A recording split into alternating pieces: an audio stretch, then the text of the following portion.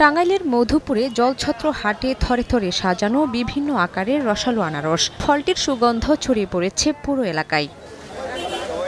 2012 সালে টাঙ্গাইলের মধুপুর উপজেলায় উৎপাদিত আনারসের লোভনীয় আকার ও রং করতে মাত্রাতিরিক্ত কেমিক্যালের ব্যবহার শুরু হয়। এতে ফলটির স্বাদ ও গন্ধ চলে যাওয়ায় কমতে থাকে এখানকার আনারসের চাহিদা। এরপর থেকে এ বিষয়ে সচেতনতা বাড়াতে মাঠে নামে কৃষি বিভাগ। সম্প্রতি কেমিক্যালের ব্যবহার কমে আসায় আবারও বেড়েছে আনারসের বাণিজ্য। সারের দামটা অতিরিক্ত বাইরে গেছে গা, এই জন্য আনারসের লস। 40 টাকা দাম বলতেছে, 40 টাকা বেচলে 35 টাকা টিকবো।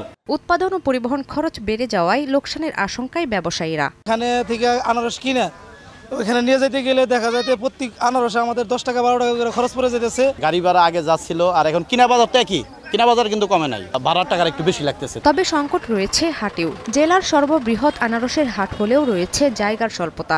মাল কেনার পরে নামানো যায় না, জায়গা খুবই কম। এটা যদি আর একটু সুন্দর করে করা যেত তাহলে আমাদের জন্য এবং কি সবার জন্য একটু ভালো হতো। মধুপুরের জলছত্র আনারস হাটে প্রতিদিন প্রায় 1 কোটি টাকার আনারস সহ অন্যান্য কৃষি পণ্য বিক্রি হয়। সময় সংবাদ, টাঙ্গাইল।